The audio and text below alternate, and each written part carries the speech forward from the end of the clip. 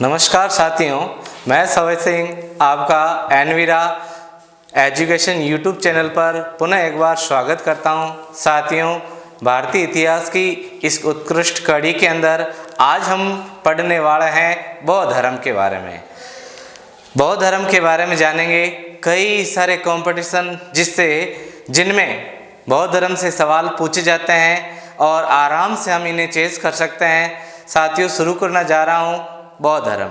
बौद्ध धर्म शुरू करने से पहले मैं आपको बताना चाहूँगा कि अपने पास में सदियों सनातन पुराना एक धर्म था जिसे वैदिक धर्म या हिंदू धर्म के नाम से जाना जाता है। तो साथियों, हमें क्यों बौद्ध धर्म, जैन धर्म, अन्य और धर्मों की जरूरत पड़ी, तो बताना चाहूँगा कि प्राचीन भारत में धर्म के नाम पर फैलाए गए पाखंडों के कारण जो 4 वर्णों में जो सबसे अंतिम कड़ी हमने जो कल पढ़ी थी, जैसे शूद्रों की जो मनोदशा है, ये वैदिक धर्म से हटकर ये सारे लोग पुनः जैन धर्म और बौद्ध धर्म की तरफ अपना ज़्यादा मन बनाने लगे और इन धर्मों को स्वीकार कर लिया।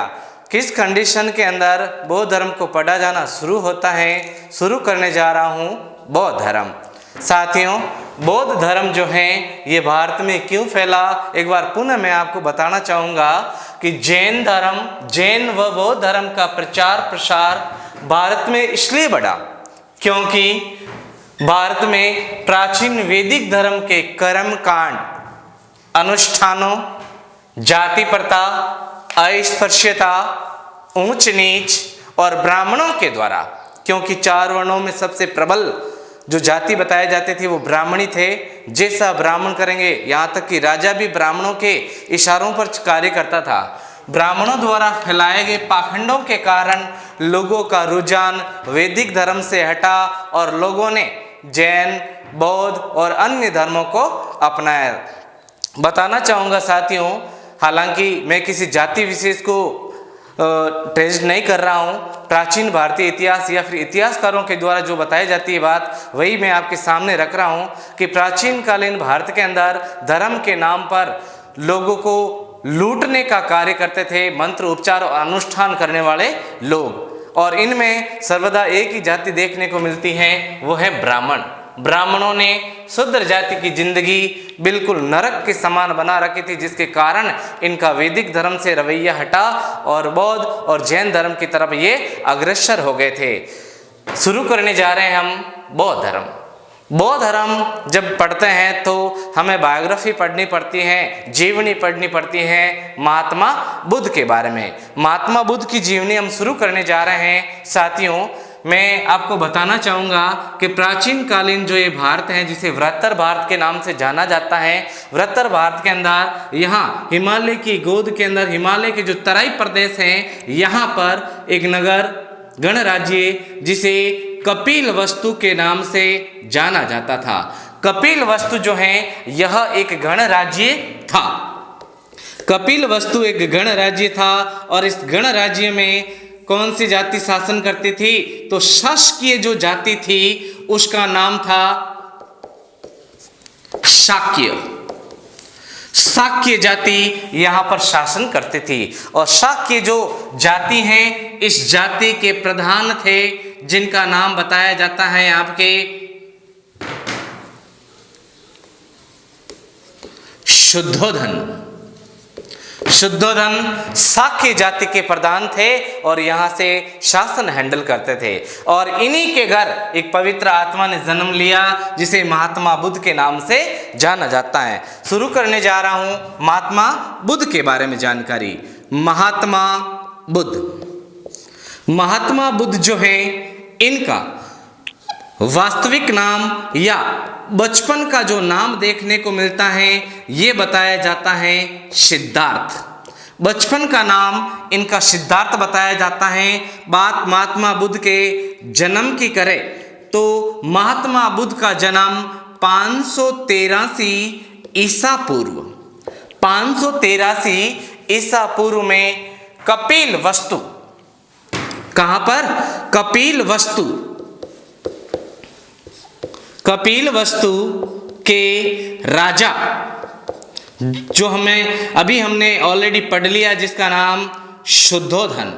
शुद्धोधन के घर इनका जन्म होना बताया जाता है। ये जो महात्मा बुद्ध का जन्म हुआ है और ये जो शुद्धोधन है, तो बात कर लेते हैं इनकी जाति। तो महात्मा बुद्ध का जो जन्म हुआ, शुद्धोधन शाक्य जाति के थे, शाक्य जाति के राजकुमार थे। इसके कारण महात्मा बुद्ध जो हैं, इन्हें शाक्य मुनि के नाम से भी जाना जाता है। साथियों, मैं बताना चाहूँगा कि जब इनका जन्म हुआ तो उसी समय भविष्यवाणी की गई।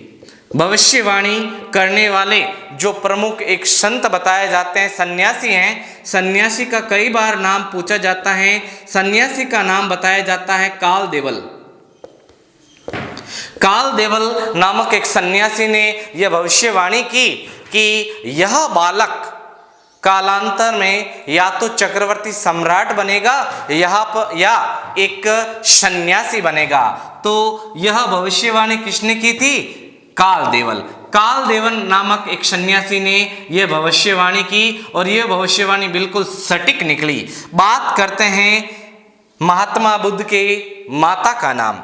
महात्मा बुद्ध जो हैं, इनकी माता का नाम बताया जाता है महामाया।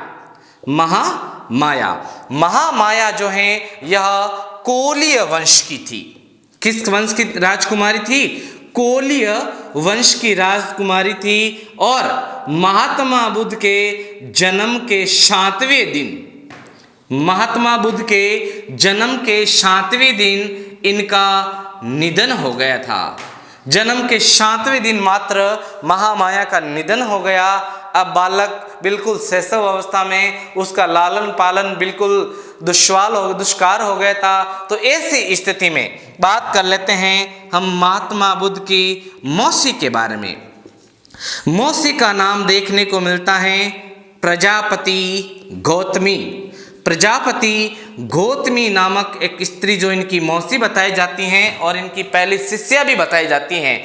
गौतमी जो हैं, इन्होंने महात्मा बुद्ध का लालन पालन किया।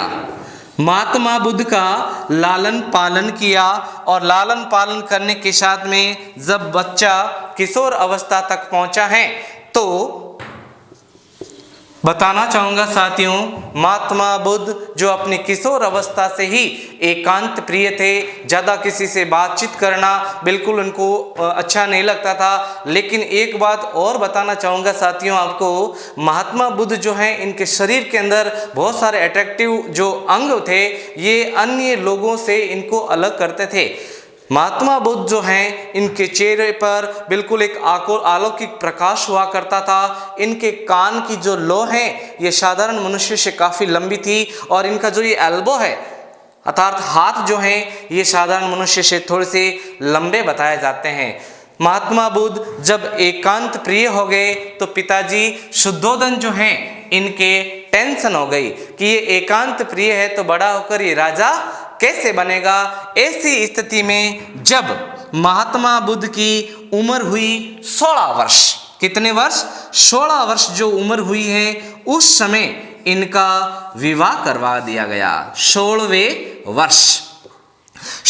वर्ष इनका विवाह करवा दिया गया और इनकी पत्नी का नाम बताया जाता है यशोधरा। यशोधरा इनकी पत्नी का नाम बताया जाता है। जिंदगी आगे बढ़ी और 16 + 12 बराबर 28वें वर्ष।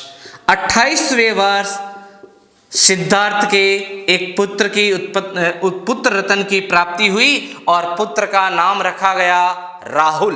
पुत्र का क्या नाम रखा गया? राहुल पुत्र के रूप में इनके जन्म लिया।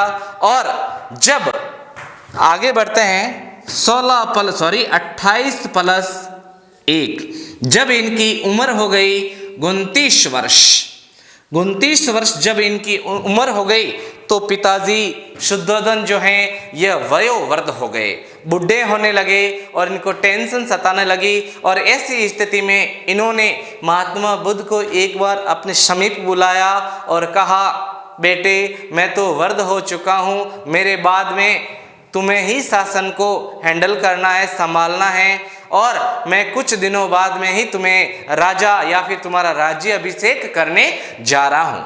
ऐसी स्थिति में महात्मा बुद्ध एक धर्म संकट में फंस गए और राजा बनने का कार्य जो है वो स्वीकार करने से पहले इन्होंने अपने पिता से एक शर्त रखी। शर्त ये रखी साथियों कि राजा बनने से पहले मैं आपके कपिलवस्तु जो हैं, कपिलवस्तु की सैर पर निकलूंगा।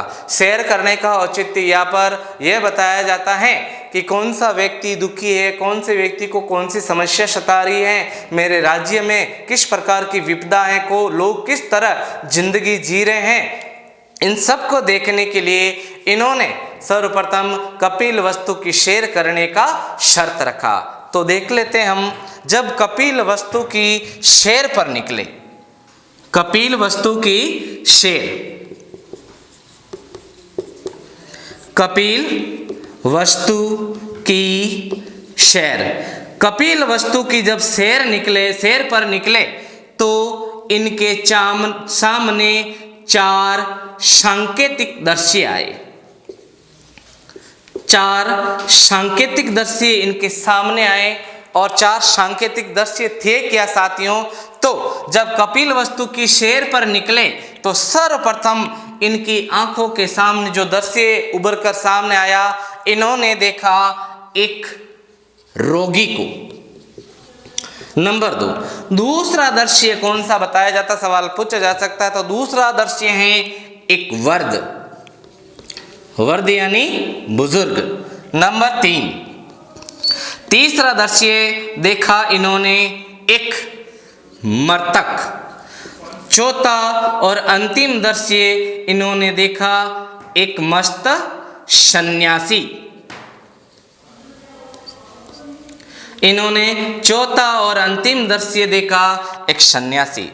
मैं डिटेल सहित बताना चाहूँगा साथियों आपको। जब कपिलवस्तु की सैर पर निकले तो सबसे पहले इन्होंने देखा एक रोगी जो अपने लाइलाज रोग के कारण करा रहा था, दुख के कारण क्रंदन कर रहा था, बुरी तरीके से रो रहा था। उस रोते बिलखते व्यक्ति को जब महात्मा बुद्ध ने देखा, दुखी मन से बहुत ही ज़्यादा ट्रेस्ड हुए और आगे बढ़े। जब आगे बढ़े तो दूसरा दृश्य इनके सामने आया, एक वृद्ध जो हैं बिल्कुल अपने बुढ़ापे के कारण जर्जर अवस्था में बिल्कुल रो रहा था। कोई बेटा ना कोई बहू, उनका देखभाल करने वाला कोई नहीं। जब बुढ़े व्यक्ति को देखा महात्मा बुद्ध ने तो और ज़्यादा दुखी हुए और दुखी मन से आगे बढ़े तो तीसरा दृश्य इनके सामने आता है एक मृतक। जब मृतक को इन्होंने देखा जो इस संसार को छोड़कर जा चुका, लेकिन उसके पूरे परिवार वाले रो रहे हैं, बुरी तरह से बिलख रहे हैं, रोते बिलखते देखा तो और ज़्यादा दुखी हुए। आगे बढ़े तो अंतिम दृश्य इनके सामने आया एक मस्त सन्यासी जिसे दुनिया से कोई लेना ना देना, अपने हाल में जिए जा रहा है, भगवान का भजन किए जा रहा है। जब इन्होंने मस्त सन्यासी को देखा तब इन्होंने डिसाइड किया कि मैं एक सन्यासी बनूंगा, I am being a monk, मैं एक साधु बनूंगा, सन्यासी बनूंगा। और दृढ़ निश्चय कर पुनः अपने महल को लौट गए। तो ये समय बताया जाता है 29 वर्ष।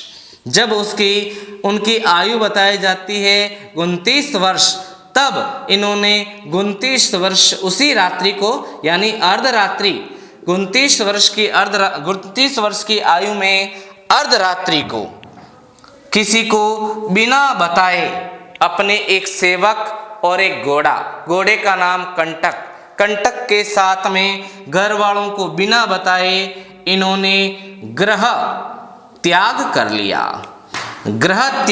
लिया, घर को छोड़ दिया। और घर को छोड़ने को बौद्ध धर्म में किस नाम से जाना जाता है? महात्मा बुद्ध द्वारा घर को त्यागने को बौद्ध धर्म में महाविनिष्कर्मण के नाम से इन्हें जाना जाता है।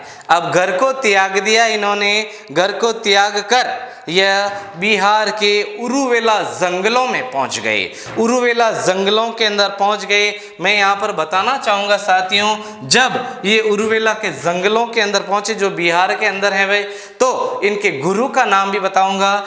इन्होंने सर्वप्रथम जो अपना गुरु बनाया है, गुरु बनाया था सांख्य दर्शन का।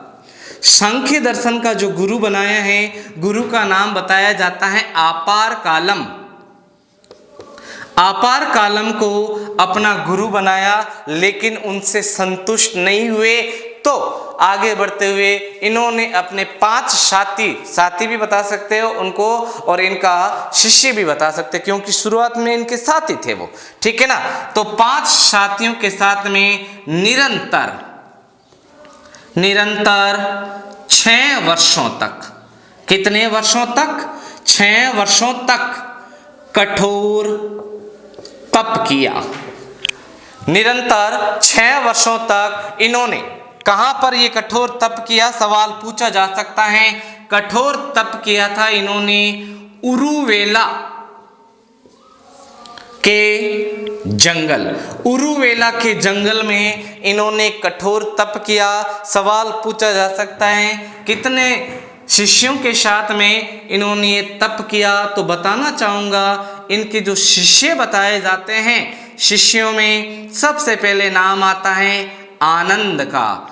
आनंद के बाद में नाम आता है यश का। यश के बाद में नाम आता है संजय का। संजय के बाद में नाम आता है शारिपुत्र।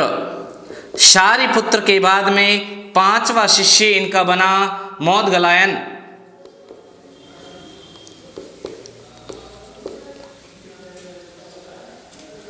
मोदगलायन आदि साथियों के साथ, शिष्यों के साथ में इन्होंने कठोर तप किया।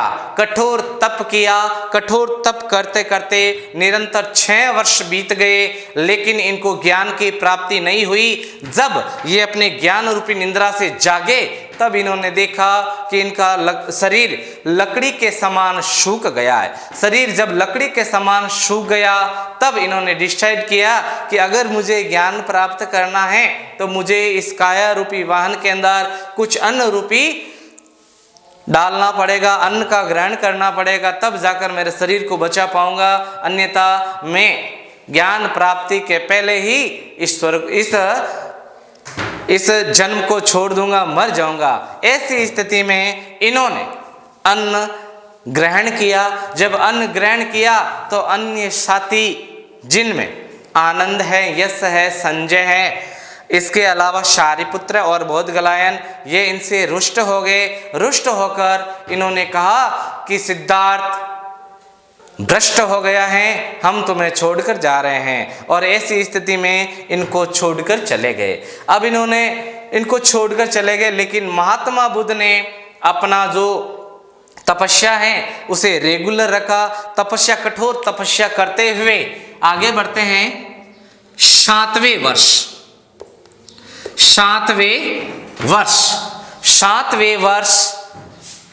समय था वैशाख पूर्णिमा। 7वें वर्ष वैशाख पूर्णिमा के दिन, 7वें वर्ष वैशाख पूर्णिमा के दिन निरंजना नदी के किनारे, निरंजना नदी के किनारे,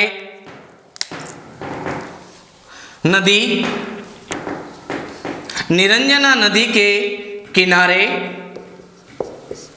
बोधि वृक्ष कहते हैं पीपल को।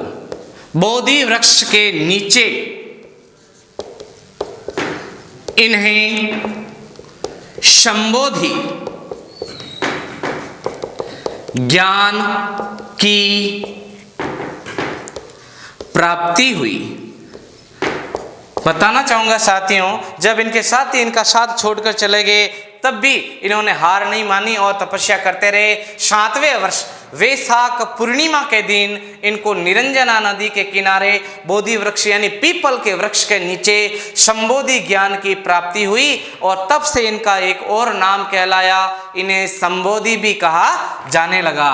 साथियों, इतिहास में वैशाख पूर्णिमा को दो तरीके से देखा जाता है। बताना चाहूँगा, महात्मा बुद्ध जो हैं इनका जन्म भी वैशाख पूर्णिमा और इनको ज्ञान की प्राप्ति है वो भी वैशाख पूर्णिमा, और महात्मा बुद्ध का जो निर्वाण है अर्थात बुझ जाना अर्थात मृत्यु भी वैशाख पूर्णिमा के दिन बताई जाती है।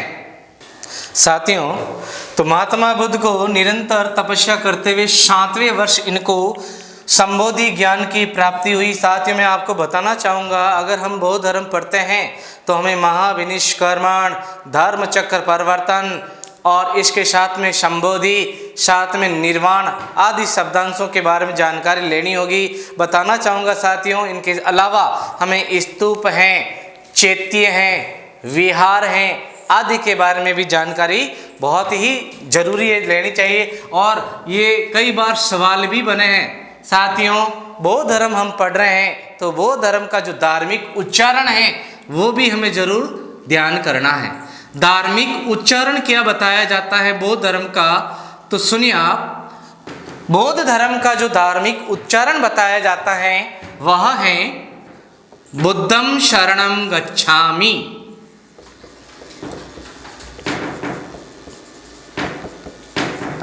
बुद्धं शरणं गच्छामि, धम्म शरणं गच्छामि,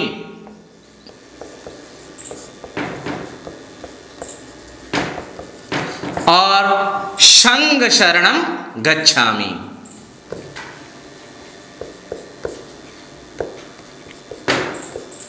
बुद्धं शरणं गच्छामि, संघ शरणं गच्छामि, धम्म शरणं गच्छामि। 7वें वर्ष जब इनको वैशाख पूर्णिमा के दिन ज्ञान की प्राप्ति हो गई तो ये संबोधि कहलाए। जब संबोधि कहलाए, ज्ञान की प्राप्ति हो गई, तो पुनः जो रूट कर चले गए हैं साथी, इनके शिष्य चले गए हैं, पुनः वापस आकर महात्मा बुद्ध को इन्होंने गुरु बना लिया और ये इनके 5 प्रमुख शिष्य बताए जाते हैं। ये शिष्य हो गए जो पुरुष थे। लेकिन अगर बात करें महात्मा बुद्ध के स्त्री शिष्यों की तो वो भी कई बार सवाल पूछे जाते हैं। स्त्री शिष्या, महात्मा बुद्ध की जो प्रमुख स्त्री शिष्या बताई जाती हैं तो सबसे पहले नाम आता है गौतमी। गौतमी जो इनकी मौसी भी बताई जाती हैं। और नंबर 2, दूसरा जो इनकी शिष्या बताई जाती है उसका नाम है नंदा। नंदा गौतमी की पुत्री बताई जाती हैं। तीसरी जो इनकी शिष्या बताई जाती हैं उनका नाम है खेमा।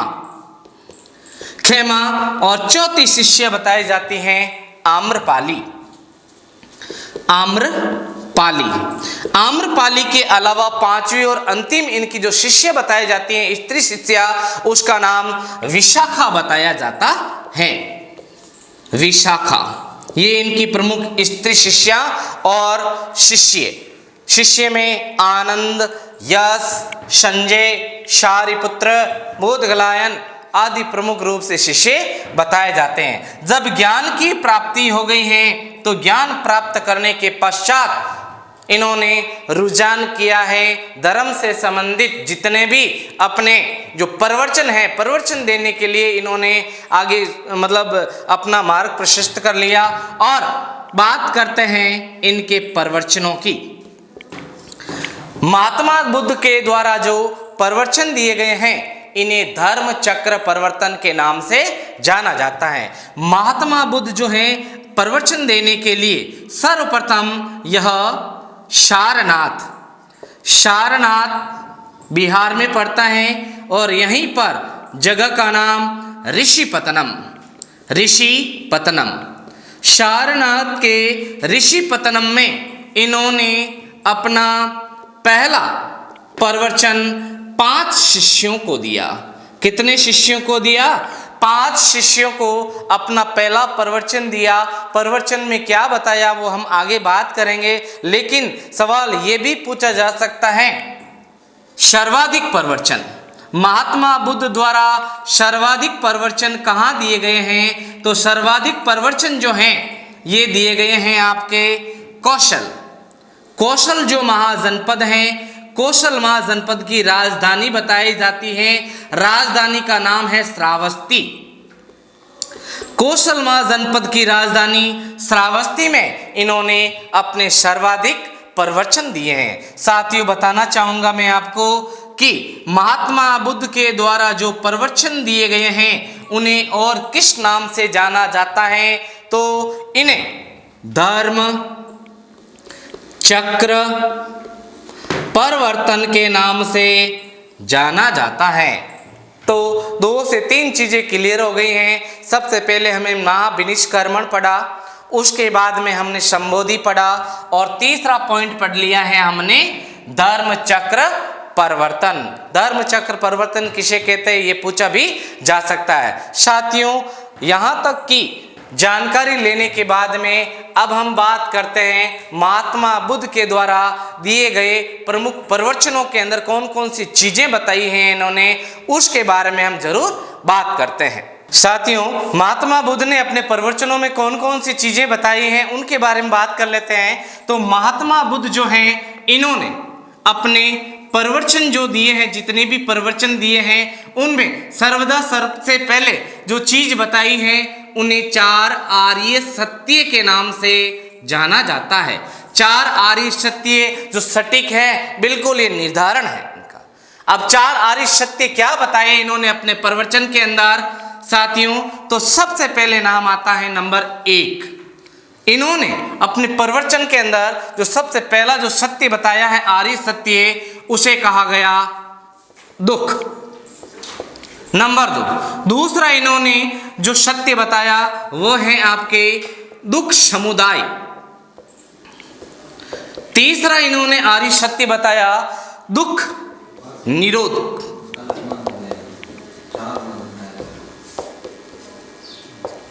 और चौथा और अंतिम इन्होंने जो आर्य सत्य बताया है वह है दुख निरोध प्रतिपदा। इनके बारे में थोड़ी डिटेल से जानकारी ले लेते हैं हम। सुनिए आप, महात्मा बुद्ध के द्वारा जो 4 आर्य सत्य बताए उनमें सबसे पहले बताया गया दुख।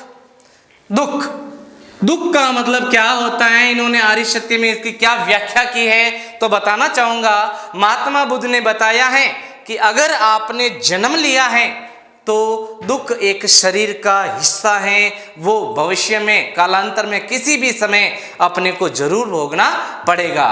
तो पहला आर्य सत्य इन्होंने बताया दुख। नंबर 2, दूसरा है दुख समुदाय, अर्थात व्यक्ति अगर किसी भी सोसाइटी से बिलोंग करता है, समाज में रहता है, तो एक ना एक दिन उसे दुख का जरूर झेलना पड़ेगा। नंबर 3, तीसरा इन्होंने बताया दुख निरोध। निरोध का मतलब होता है कारण। दुख के कारण इन्होंने 3 बताए हैं, अज्ञान, तृष्णा और जरा मरण। तो 3 इन्होंने दुख के कारण बताए हैं। अज्ञानता के कारण दुख भोगते हैं हम। तृष्णा मिटी न माया, मर मर गया शरीर। आदमी की लालसा कभी खत्म नहीं होती, समाप्त नहीं होती है, जिसके कारण उसे दुख का भागी बनना पड़ता है। नंबर 3, तीसरा इन्होंने बताया है जरा मरण, जन्म लेना, मृत्यु हो जाना, ऐसे आवागमन का जो दौर है उसे जरा मरण के नाम से जाना जाता है। चौथा और अंतिम इन्होंने बताया है दुख निरोग प्रतिपदा। दुख के जो कारण हैं उनको रोका कैसे जाए। प्रतिपदा का मतलब होता है मार्ग। प्रतिपदा का यहाँ पर अर्थ इन्होंने बताया मार्ग। और दुख को समाप्त करने के लिए साथियों महात्मा बुद्ध ने आगे अपने प्रवचनों के अंदर, किसमें? प्रवचनों के अंदर अष्टांगिक मार्ग बताए हैं। कितने मार्ग बताए हैं? अष्टांगिक मार्ग बताए हैं। 8 प्रकार के मार्ग बताए हैं। साथियों, 8 प्रकार के मार्ग में एक चीज अपने को कॉमन देखने को मिलेगी, वह है सम्यक। सम्यक जो है, सम्यक का अर्थ क्या होता है? तो सम्यक का अर्थ यहां बताया गया है उचित। सम्यक का अर्थ बताया जाता है उचित। बताना चाहूंगा आपको 8 प्रकार के अष्टांगिक मार्ग। तो पहला जो अष्टांगिक मार्ग बताया गया है इसे कहा जाता है सम्यक दृष्टि। नंबर 2, दूसरा जो इन्होंने मार्ग बताया है वह है सम्यक संकल्प।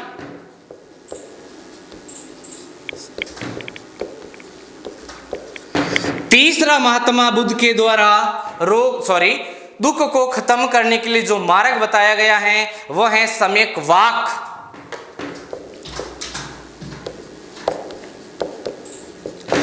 चौथा जो इन्होंने मार्ग बताया है अष्टांगिक मार्गों में वह है सम्यक कर्म।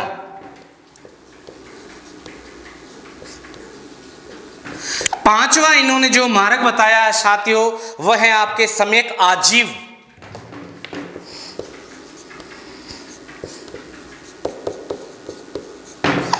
छठा इन्होंने मार्ग बताया है अष्टांगिक मार्ग में वह है सम्यक स्मृति।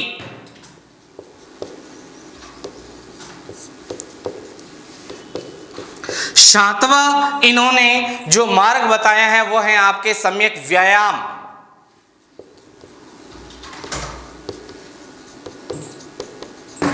और आठवां और अंतिम इन्होंने बताया सम्यक समाधि।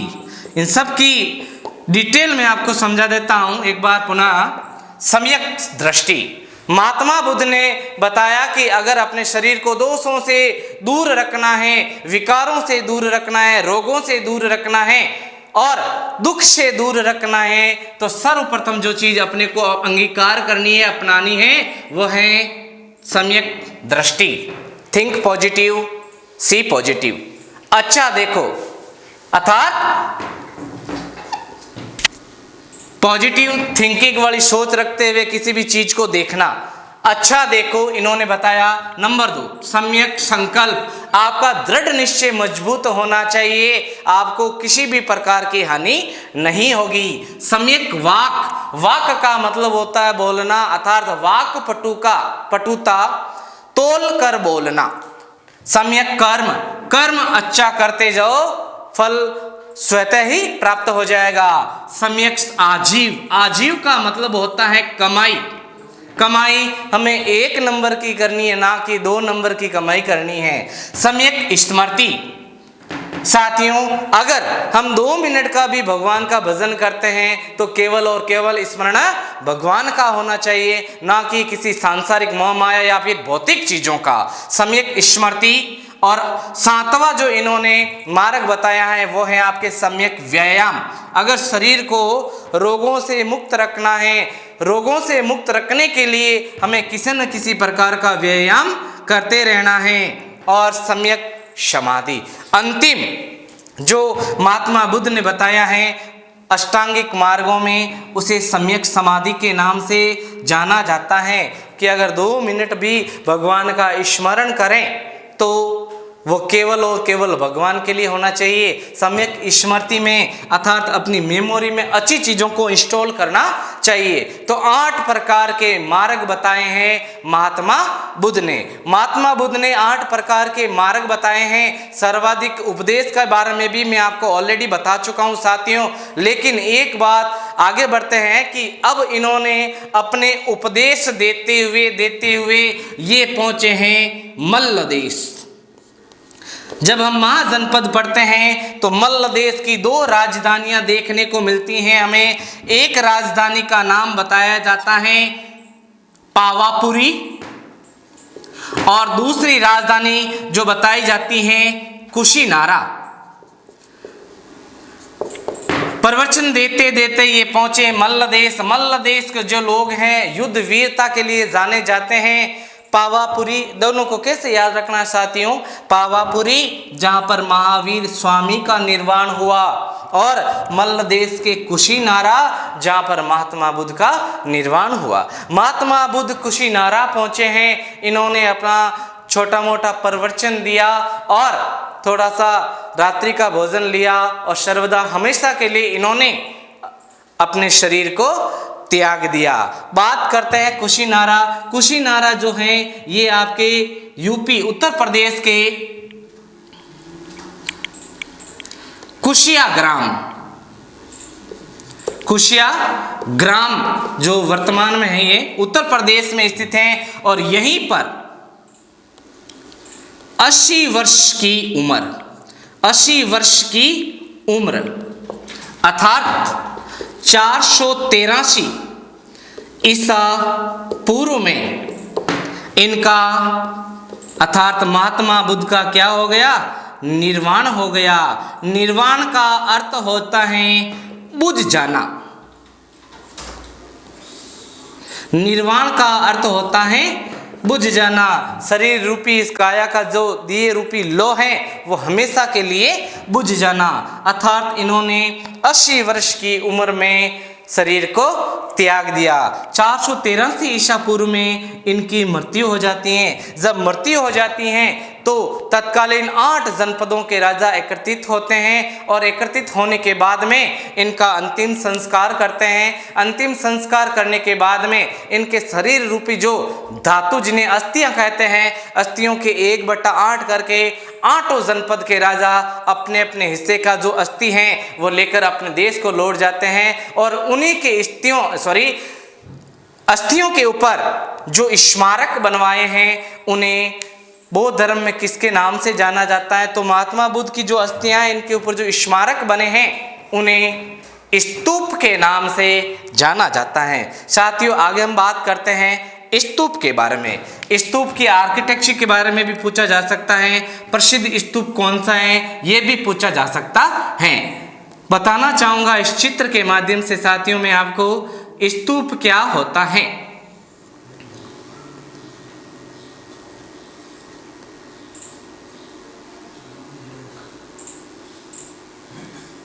स्तूप जो है इसे स्मारक की संज्ञा दी जाती है। बौद्ध धर्म के अंदर किसी भी मोंक भिक्षु आदि का जो स्मारक बनाया जाता है इसे स्तूप के नाम से जाना जाता है। स्तूप जो है ये अर्धचंद्र होता है। अब इसकी जानकारी देना चाहूँगा साथियों, स्तूप में कौन कौन सी स्थापत्य कला का निर्माण होता है सुनिए आप। ये जो स्तूप है इसे अंड या अर्धचंद्र के नाम से जाना जाता है। स्तूप के चारों तरफ जो फेरी लगाई जाती हैं इसे प्रदक्षिणा पथ के नाम से जाना जाता है। प्रदक्षिणा पथ का मतलब होता है फेरी लगाने का मार्ग। इसे कहा जाता है द्वार और इसे कहा जाता है हर्मिका। हर्मिका जो है यह स्तूप में सबसे पवित्र मानी जाती है, जिसका सीधा सा डायरेक्ट कनेक्शन महात्मा बुद्ध से बताया जाता है। सवाल कई बार पूछा गया है कि स्तूप में सबसे पवित्र वस्तु कौन सी है, तो उसका नाम होता है हर्मिका। तो साथियों साथ में और बताना चाहूंगा कि स्तूप को कहा जाता है स्मारक।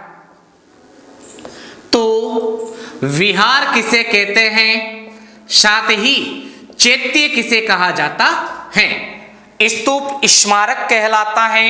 विहार मोंक जो होते हैं, मोंक का मतलब होता है भिक्षु। भिक्षु जो होते हैं इनके निवास स्थल को विहार कहा जाता है। और भिक्षुओं के द्वारा महात्मा बुद्ध की जो पूजा गृह अर्थात पूजा स्थल होता है, पूजा स्थल जो है इस पूजा स्थल को चैत्य के नाम से जाना जाता है। साथियों हमने सांची के स्तूप के बारे में बात की थी, लेकिन भारतवर्ष के अंदर कौन कौन सी जगह के जो स्तूप हैं बौद्ध कालीन वो प्रसिद्ध हुए थे उनके बारे में बात करना है अपने को। तो स्तूप जो प्रसिद्ध हुए उनके बारे में चुटपुट सी डिटेल हम जान लेते हैं। इंपोर्टेंट कहाँ से स्तूप प्रसिद्ध हैं ये पूछा जा सकता है। हालांकि स्तूप जो होता है इसे स्मारक कहा जाता है, ये मैं ऑलरेडी आपको पहले बता चुका हूँ। नंबर 1, स्तूप कहाँ कहाँ के प्रसिद्ध हुए, तो सबसे पहले नाम आता है सांची का स्तूप। सांची का स्तूप, सांची का स्तूप जो है यह मध्य प्रदेश के अंदर स्थित है और इसका निर्माण सम्राट अशोक जो मौर्य वंश था सम्राट अशोक द्वारा इसका निर्माण करवाया गया था। इसके साथ अन्य और कौन कौन से स्तूप इंपॉर्टेंट बताए जाते हैं, नाम पूछा जा सकता है, क्षेत्र का भी नाम पूछा जा सकता है। तो दूसरा नाम है आपके बरहूत का स्तूप।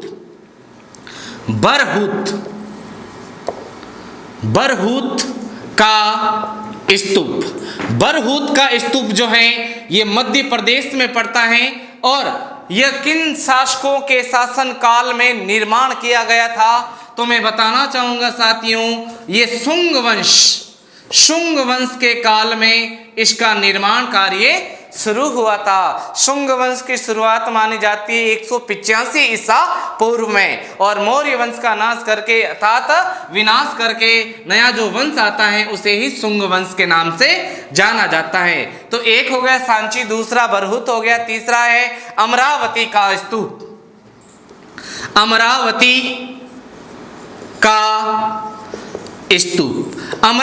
का स्तूप ये पड़ता है आपके मध्य प्रदेश, अमरावती का स्तूप जो है यह महाराष्ट्र में पड़ता है और इस स्तूप का जो निर्माण है इक्ष्वाकु वंश के राजाओं ने इस स्तूप का निर्माण करवाया था। चूंकि साथियों हमने पहले पढ़ लिया कि महात्मा बुद्ध जो हैं ये निर्वाण को प्राप्त हुए थे, तो महात्मा बुद्ध द्वारा जब निर्वाण प्राप्त हो गए तो ऐसी स्थिति में जितने भी महाजनपदों के जो राजा हैं जिन्होंने बौद्ध धर्म को स्वीकार किया था, उनके द्वारा बौद्ध धर्म को प्रचार और प्रसार के लिए जो सभाएं आयोजित करवाई गई हैं, जिन्हें बौद्ध संगीतियों के नाम से जाना जाता है, उनके बारे में कई बार सवाल पूछा जाता रहा है और आगे भी पूछा जाएगा। इनके समय है, राजा से संबंधित है, ये जो समितियां हुई उनके अध्यक्ष के बारे में, इनसे संबंधित कार्य हैं उनके बारे में भी पूछा जा सकता है। तो साथियों अब हम ध्यान कर लेते हैं 4 बौद्ध संगीतियां। 4 बौद्ध संगीतियों के बारे में बात कर लेते हैं। संगीतियां जिन्हें सभा के नाम से जाना जाता है। साथियों ये जो संगीतियां हुई हैं बौद्ध धर्म के प्रचार और प्रसार के लिए इन संगीतियों का आयोजन करवाया गया था। ये जो संगीतियां हैं साथियों हमें एक सारणी के माध्यम से इसे ज्ञात करना है। सारणी के माध्यम से ही हमें इसे ज्ञात करना है। तो 4 बौद्ध जो संगीतियां हैं इनमें सर्वप्रथम हम लिखने जा रहे हैं कर्म संख्या। कर्म संख्या जिसमें सर्वप्रथम प्रथमा बौद्ध संगीति, नंबर 2 द्वितीय बौद्ध संगीति, नंबर 3 तृतीय बौद्ध संगीति और नंबर 4 चतुर्थ बौद्ध संगीति। प्रथमा बौद्ध संगीति, द्वितीय बौद्ध संगीति और चतुर्थ बौद्ध संगीति, इन चारों के बारे में जानकारी लेने जा रहे हैं। तो सर्वप्रथम हमने चारों बौद्ध संगीतियां लिख ली हैं। अब चारों संगीतियों के बारे में हम ऐतिहासिक जानकारी लेने जा रहे हैं। साथियों इनसे कई बार सवाल पूछे जाते हैं विभिन्न कॉम्पिटिशनों के अंदर और हर एक बार इनसे एक सवाल निकला है जो अपने लिए टेढ़ी खीर बन गया है। सुनिए आप। तो क्रम संख्या के बाद में अब हम बात करते हैं समय की कि कौन सी बौद्ध संगीति कब आयोजित की गई, समय की बात। उसके बाद में हम बात करते हैं जगह, किस जगह पर इन बौद्ध संगीतियों का आयोजन हुआ। उसके बाद में राजा और उसके वंश की भी बात कर लेते हैं और उसके बाद में हम बात करते हैं अध्यक्ष की कि अमुक एक बौद्ध संगीति की अध्यक्षता किसने की, उसके बारे में भी बात करेंगे। साथ ही हम बात करेंगे जो ये संगीतियां हम पढ़ रहे हैं इनके कार्य, संगीतियों में कौन कौन से कार्य किए गए थे। शुरू करने जा रहा हूं साथियों। प्रथमा बौद्ध संगीति जो है इसका आयोजन करवाया गया 483 ईसा पूर्व। द्वितीय बौद्ध संगीति का आयोजन करवाया गया 383 ईसा पूर्व। तृतीय बौद्ध संगीति का आयोजन करवाया गया 251 ईसा पूर्व। और चतुर्थ बौद्ध संगीति का जो आयोजन है यह प्रथम शताब्दी ईसा पूर्व में इसका आयोजन करवाया था। अब हम बात करते हैं चारों बौद्ध संगीतियां किन किन जगहों के ऊपर स्थापित या फिर आयोजित हुई थी। तो जगह कैसे याद रखनी है, तो सबसे पहले जो अक्षर है उसी को देख लेते हैं। याद रखने के लिए जगह अर्थात पहली बौद्ध संगीति के जो जगह, सबसे पहले जगह रा वे पा क, रा वे पा क। तो रा से राजगृह, वे से वैशाली, पा से पाटलिपुत्र और क से कुंडलवन। कुंडलवन जो है ये पड़ता है कश्मीर में। कहाँ पड़ता है? कश्मीर में। राजगृह पड़ता है बिहार में, वैशाली बिहार, पाटलिपुत्र ये भी बिहार में पड़ता है। तो राजगृह, वैशाली, पाटलिपुत्र, कुंडलवन। प्रथम बौद्ध संगीति का आयोजन राजगृह, द्वितीय बौद्ध संगीति का आयोजन वैशाली, तृतीय बौद्ध संगीति का आयोजन पाटलिपुत्र और चतुर्थ बौद्ध संगीति का आयोजन कश्मीर के कुंडलवन में इसका आयोजन करवाया गया था। अब किन किन राजाओं के नेतृत्व में इन सभाओं का आयोजन करवाया गया, तो ऐसे ही अपने को याद रखना है।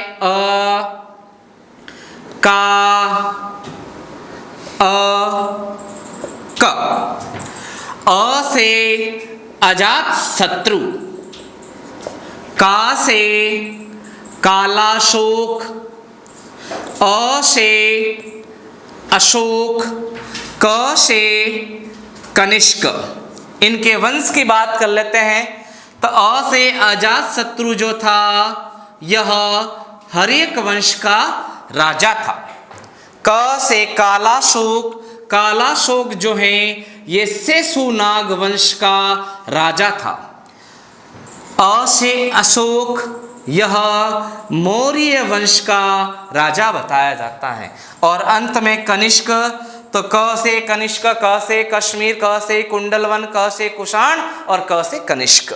कनिष्क जो है यह कुषाण वंश का राजा था। किस वंश का? कुषाण वंश का प्रतापी राजा। अब बात करते हैं विभिन्न जो सभाएं हैं इनकी अध्यक्षता किसने की। तो सबसे पहले प्रथमा बौद्ध संगीति जो है इसकी अध्यक्षता करने वाले थे महाकश्यप। नंबर 2, द्वितीय बौद्ध संगीति की जो अध्यक्षता है वो करने वाले हैं सबाकामी। तृतीय बौद्ध संगीति की अध्यक्षता करने वाले मोगलीपुत्स्य।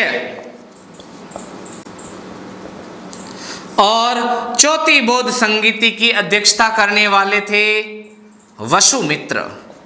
साथियों, हमने चार बौद्ध संगीतियों में चारों बौद्ध संगीतियों का कर्म, समय, जगह, राजा या उसके वंश और अध्यक्षों के बारे में बात कर ली।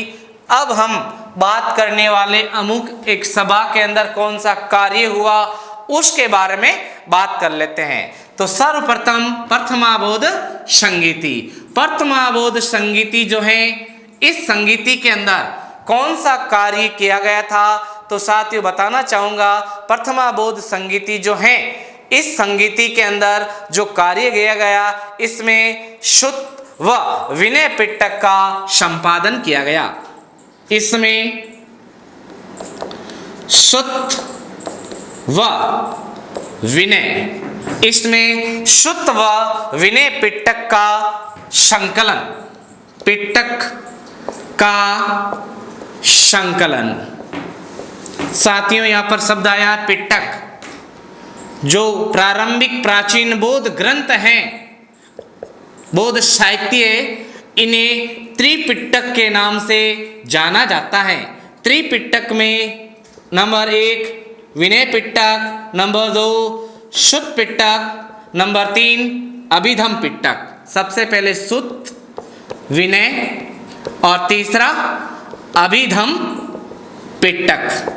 अभिधम पिटक की डिटेल साथ में आती है। सवाल पूछा जा सकता है साथियों, सुत्त पिटक जो है इसमें क्या पढ़ने को मिलता है? तो सुत्त पिटक में महात्मा बुद्ध के जीवन के अंतिम क्षणों का वर्णन, महात्मा बुद्ध के जीवन के अंतिम क्षणों का वर्णन हमें सुत्त पिटक में। विनय पिटक जो है इसमें अनुशासनात्मक उपदेशों का संकलन, साथ ही बोध संघ नियम है, दैनिक आचार विधि हैं और भिक्षुओं के जो नियम हैं वो विनय पिटक। और अंत में अभिधम जो पिटक हैं इनमें बौद्ध धर्म का दार्शनिक व आध्यात्मिक दर्शनों का समावेशन इस अभिधम पिटक में किया गया। साथियों, मैं आपको बताना चाहूँगा सर्वप्रथम जो बौद्ध ग्रंथ रचित किए गए थे उनकी भाषा थी पाली। पाली भाषा के अंदर इन बौद्ध ग्रंथों को रचा गया था। तो 1 नंबर सभा जो एक संगीति, प्रथमा बौद्ध संगीति है, उनके कार्य के बारे में हमने बात कर ली। अब हम बात करते हैं द्वितीय बौद्ध संगीति। द्वितीय बौद्ध संगीति जो है इसमें बौद्ध संघ, बौद्ध भिक्षु जो है इनमें मतभेद हो गए थे। मतभेद होकर बौद्ध संघ जो है ये 2 भागों में बंट गया। एक को कहा गया है स्थविर और दूसरे को कहा गया है महासंगिक। एक को स्थविर और दूसरे को महासंगिक कहा गया। अब इनमें मतभेद क्यों हुए सुनिए आप। बौद्ध नियमावली, बौद्ध संघ जो है इनकी भिक्षुओं की जो नियमावली है इसमें बताया जाता है, आचार विचार की जो नियमावली है इसमें बताया जाता है कि ज़्यादा भिक्षा मांग कर ना लाना, ज़्यादा भरपेट खाना नहीं खाना, मोटे गद्दे के ऊपर नहीं सोना और ज़्यादा धन जो है उसे संग्रह नहीं करना। अर्थात इन नियमों को अपनाने वाला स्थविर कहलाया, लेकिन इन नियमों को छोड़कर सांसारिक मोह माया या फिर सुखों को अर्पण करने वाले महासंगिक कहलाए हैं। तो द्वितीय बौद्ध संगीति का कार्य हमने जान लिया। नंबर 3 तीसरी बौद्ध संगीति जो है इसमें अभिधम पिटक जो है, अभिधम पिटक का संकलन, अभिधम पिटक का संकलन तृतीय बौद्ध संगीति में हुआ। साथियों आगे बढ़ते हैं चतुर्थ बौद्ध संगीति। अब चतुर्थ बौद्ध संगीति जो है इसमें बौद्ध धर्म के जो धर्म अनुयायी हैं यह अलग अलग मार्गों में बंट गए और इनकी जब मनोदशा अलग हुई, ये बंट गए, तो एक को हीनयान कहा गया और दूसरे को महायान कहा गया। इनसे बहुत सारे सवाल पूछे जाते हैं। हीनयान और महायान में कौन कौन से बदलाव देखे जाते हैं, कौन कौन से मतभेद देखे जाते हैं, तो मैं बताना चाहूँगा। ऑरल रूप में आपको समझना है। हीनयान जो साधु होता है यह महात्मा बुद्ध को एक ईश्वर मानता है। महायान जो हीनयान जो साधु हैं, सन्यासी हैं, ये महात्मा बुद्ध को ईश्वर नहीं एक साधारण पुरुष मानते हैं। जबकि महायान जो है शाखा, ये महात्मा बुद्ध को क्या मानते हैं? ईश्वर मानते हैं। नंबर 1 मतभेद। दूसरा इनके अंदर जो अंतर बताया जाता है, ये हीनयान जो है यह मूर्ति पूजा नहीं करते हैं, जबकि महायान मूर्ति पूजा को मानते हैं। फिर नंबर 3 हीनयान जो है ये पुनर्जन्म में विश्वास रखते हैं, जबकि महायान जो है ये आत्मा में विश्वास रखते हैं। हीनयान जो सन्यासी हैं इनके आध्यात्मिक जो ग्रंथ हैं उनको ज़्यादातर पाली भाषा में रचा गया, जबकि महायान जो शाखा है इनके जो साहित्यिक ग्रंथ हैं, धार्मिक ग्रंथ जो बताए जाते हैं उनमें ज़्यादातर संस्कृत भाषा का समावेश हमें देखने को मिलता है। साथियों हमने सुत्त पिटक जो हैं इनके खंडों की भी बात करनी है। तो सुत्त पिटक जो हैं इसके 5 निकाय बताए जाते हैं। कितने निकाय? 5 निकाय बताए जाते हैं। नंबर 1 दीर्घ निकाय, नंबर 2 मंजीकम निकाय, निकाय यानी भाग, नंबर 3 संयुक्त निकाय, नंबर 4 खुंदक निकाय, नंबर 5 अगुंतर निकाय। अब इनकी भी डिटेल पूछी जा सकती है कि खुंदक निकाय में क्या पढ़ने को मिलता है। तो खुंदक निकाय जो ग्रंथ है इसमें हमें धम पद पढ़ने को मिलते हैं, थेर गाथाओं के बारे में जानकारी मिलती है, साथ ही महात्मा बुद्ध के पूर्व जन्म की कहानियां जिसे जातक कथा कहा जाता है, इनका वर्णन हमें खुंदक निकाय में पढ़ने को मिलता है। इम्पोर्टेंट रूप से मैं इसलिए बता रहा हूं कि कई बार ये सवाल पूछा गया है कि 16 महाजनपदों का वर्णन हमें किन बौद्ध साहित्यों में पढ़ने को, किस में पढ़ने को मिलता है। तो 16 यानी षोडश महाजनपदों का वर्णन, 16 महाजनपदों का वर्णन जो है हमें अगुंतर निकाय ग्रंथ में पढ़ने को मिलता है। साथ ही बात जरूर करना चाहूँगा साथियों कि बौद्ध धर्म जो है इन्हें कालांतर में पाल वंश के शासकों ने सबसे ज़्यादा संरक्षण दिया था। चूँकि बौद्ध धर्म का जन्म भारत में ज़रूर हुआ है लेकिन वृत्तर भारत में इसका ज़्यादा फैलाव हुआ था। चीन है, कंबोडिया, थाईलैंड है, श्रीलंका है आदि देश जो हैं इन्हें बड़े पैमाने पर इस धर्म को यहाँ के लोगों ने अंगीकार किया था। साथियों आज हमने इस चैप्टर के दौरान बौद्ध धर्म के बारे में ऐतिहासिक जानकारी ली है। धन्यवाद।